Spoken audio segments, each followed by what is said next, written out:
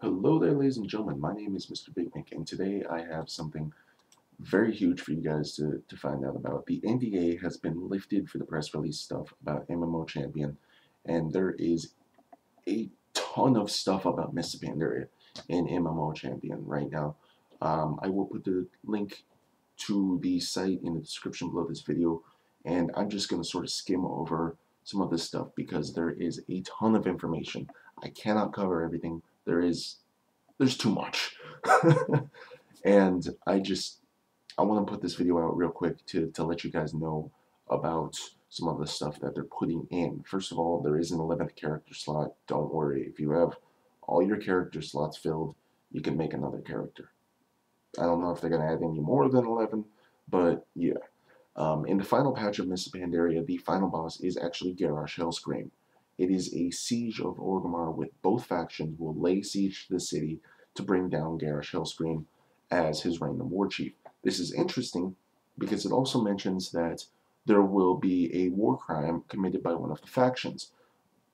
Assuming that this information is all correct and static, that means Garrosh Hellscream is going to commit a war crime, and that means we're going to have to go in and fight him for that war crime, which is definitely a pretty big twist. There will be 9 level 90 heroics, which will reward valor points and rep. We're assuming. And there will be 3 raids with 14 bosses with 3 difficulties per raid, and there will be 2 additional world bosses. And so that means there is a fair amount of content at the start of it. I don't know how long it's going to last before it jumps into the next stage, that's 4.1. The big thing about this is a progression sort of style, and there will be a lot of changes in the world as it goes on, such as the Horde and Alliance military force becoming stronger and stronger in Pandaria, seeing as the expansion starts with you basically shipwrecked on Pandaria, and it's been announced that in 5.1 there will be a official Alliance and Horde military force, one on the northern side of Pandaria and one on the southern side. And as Pandaria goes on, they will move closer and closer, eventually culminating in them meeting in the middle of the continent where there is basically a giant battle. And I think it's going to be similar to Wintergrasp, except more holy crap, which I'm okay with. There is 2 new battlegrounds, one of which is a temple and a sort of control the node style. The center of the battleground is basically going to reward 3 points, whereas the outside rim is going to reward 1 point. There is a artifact which will give you a big damage buff, but it will also cause you to take increasing damage over time and reduce the amount of healing you can take. Basically, it's going to be really difficult to maintain it for any length of time, if anything, just because of the lack of healing. So you can't actually recover after battles, but you will hit like a truck, which is a good thing. The Warlock class is going to receive the most changes in Pandaria, including a whole bunch of new pets, if you spec into it. It's basically going to give you options to a whole bunch of new pets. Like instead of a succubus, you're going to get a Shyvana, which is the big 6-armed chick with the swords. Instead of a fell hunter, or a fell hound, you're going to get a beholder beast, the big floating eye thingies. So there's a whole bunch of really cool new stuff for that. This time, in terms of remakes dungeons, because that's what Blizzard's been going with lately, in Cataclysm it was Dead Mines and Shadowfang Keep. This time around it's Sholomance and Scarlet Monasteries. Those are the 2 we know for sure. They've been completely, revamped, and new particle effects and new mobs and stuff. And there's a video on it on the link of put in the description below this video on MMO Champion, so you guys can do what you will about that. The PvP pet battles, it's basically Pokemon, but it's casual PvP, so it'll only record your wins, not your losses, which,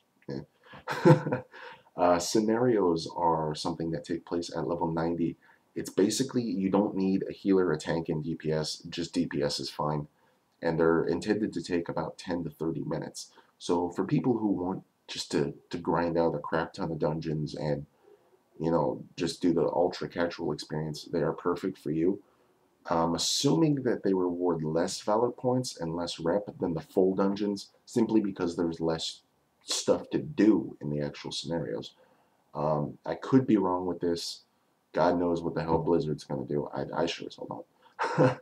um, Here's an interesting thing that when they're doing mounts, it's going to be less focused on we're just going to change the color of the mount and call it a new mount, and more we're actually going to give you a different mount.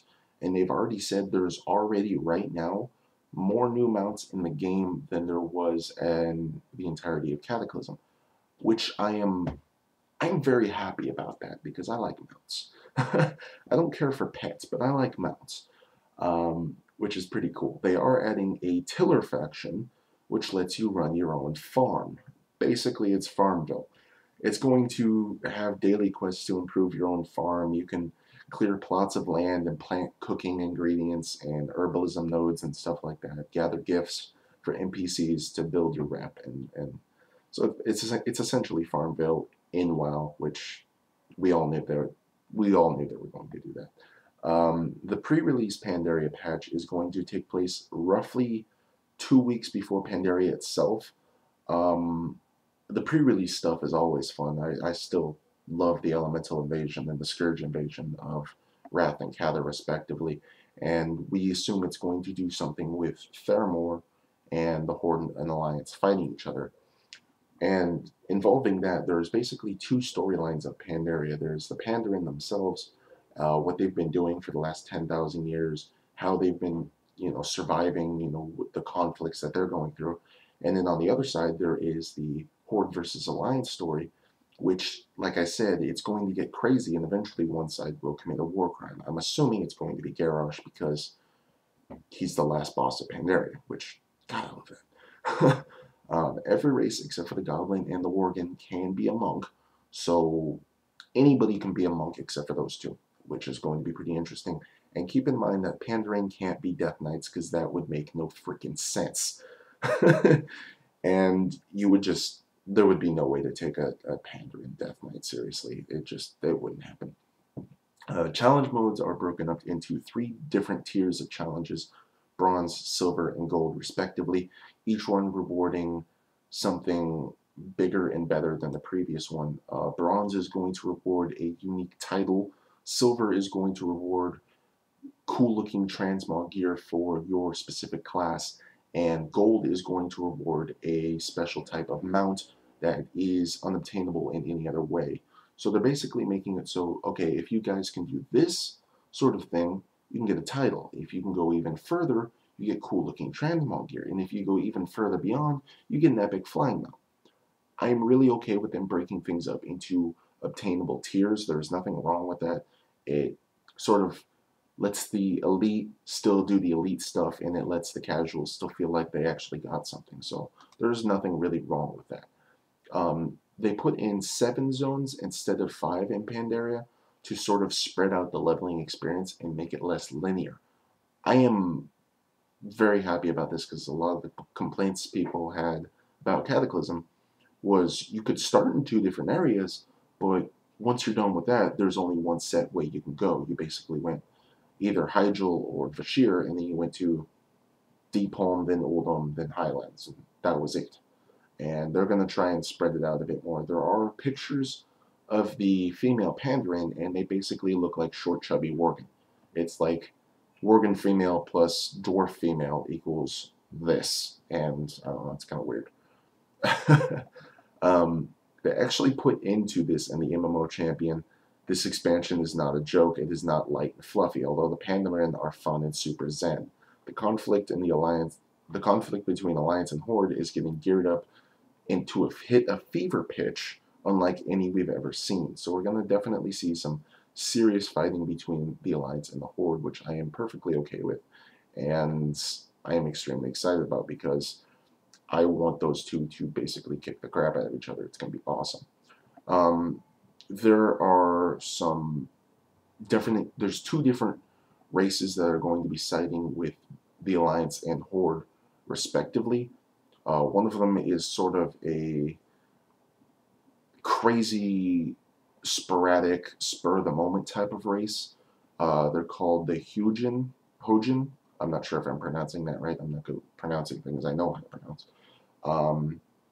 they they may find like-minded compatriots with the Horde, and on the other side there is the Tushui, which are basically they're fish people. I'm assuming they're more they focus on abstract ideals of justice and morality, and they're going to find more like-minded people with the Alliance. I'm not sure whether or not this means that they're going to side with those factions respectively, or if it's going to be sort of like the Squires and the Aldor, where, you know, while most of this faction are going to side with this group, you could really go either or. I'm not entirely certain.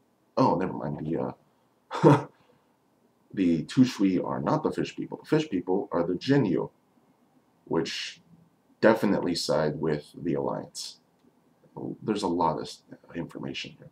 The Hosin basically act like a group of 14-year-old boys, and they're equipped with machine guns and weapons from the Horde. They are recruited from the Horde to fight the fish people, which are the Jinyu. The Jinyu are the elder wise race looked up to by the Pandaren, and they're basically hydromancers, and well, they're fish people, so you expect that sort of thing. The Pandaren mount of choice is the Cloud Serpent.